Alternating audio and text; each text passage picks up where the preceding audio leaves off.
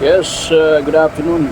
Sana naman ay kahit sa mga sitwasyon ngayon na nararanasan ng bawat isa sa ating bansa at sa iba pang panig ng mundo ay sana naman ay maging ayos at nasa ayos pa rin ang lahat sa mga oras na ito.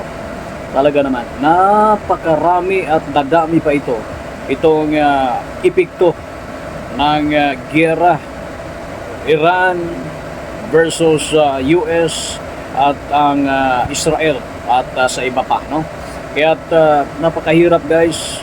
Kung naghihirap man ang ibang mga bansa, lalong-lalo na ang Pilipinas, ang mga Pilipino nung mga nagdaang araw, lalong-lalo na ngayon nitong epekto ng kaguluhan na yon, ang pagmahal ng mga bilihin, lalong-lalo na ang dahilan ang pagmahal ng gasolina.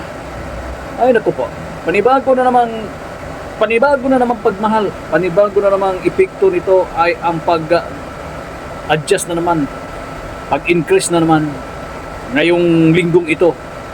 Nung nakaraang linggo, umpisa yon sa pagtaas ng gasolina, umpisa yon sa pagtaas ng fuel. Kaya iba't ibang reaksyon ang naipakita at ibinigay ng ilang mga riders, ilang mga operators, mapa-public or private vehicle man, ay talaga namang nagkakaroon ng reaction ukol dito. Ngayon, meron na, umabot na, no? Mula 60, mula 60, 61, 62, naging 70, ngayon naging 80. Yung iba naging 100 na nga yung price ata, no? Meron nang nag-90, 100. Ngayon, mas lalong tataas pa ito, guys. Aabot ito ng 100. Kung meron pa tayong makikita presyo ngayon ng crudo o gasolina, crudo mas mataas ang diesel ngayon compare mo sa gasolina. Kung meron tayong makikitang nagpa-price pa ranging 70 to 80, aasahan na natin. Itong balita, pakinggan nyo. Itong balitang ito, no? Tingnan nyo, update ito kung ano ang magaganap sa susunod na mga araw. Ayan, no? Ayan, no? So, merong tanong, no? Dito, napanood natin sa ABS-CBN News. Kung yun nga, yung karamihan ng mga tanong ng mga riders at gumagamit ng produktong petrolyo, lalo-lalo na sa crudo, gasolina, tama yung tanong na noon pa naman binili yan, nung hindi pa nagkakaproblema. Bakit ngayon apektado na nitong giyera ang delivery, nagmahal, stocks na naman nila yan? Ito yung sagot. Yan yung sinagot. No?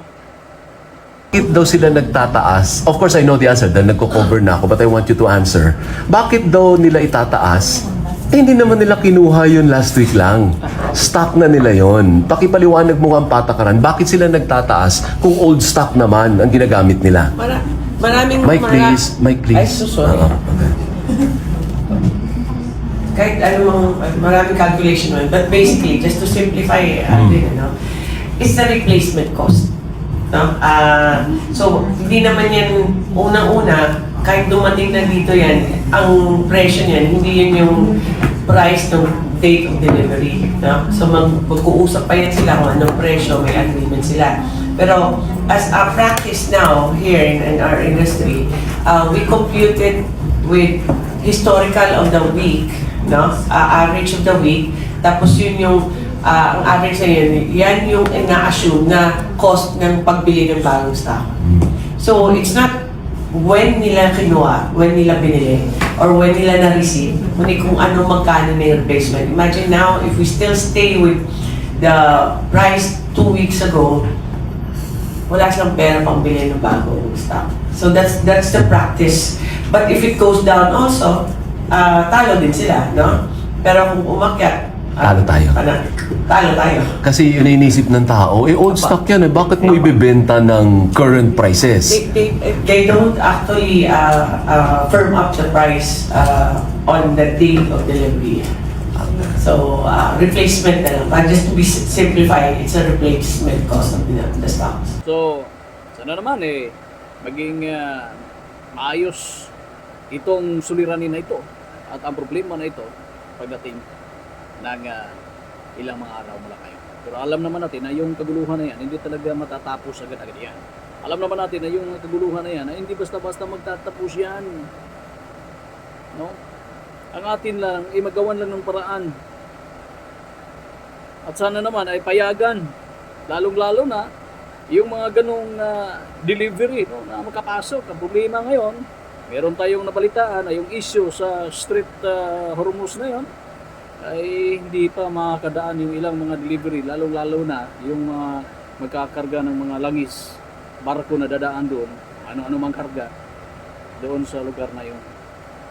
Si Sharon Garen, ang secretary, no? Energy Secretary Sharon Garen, ay in-explain, no?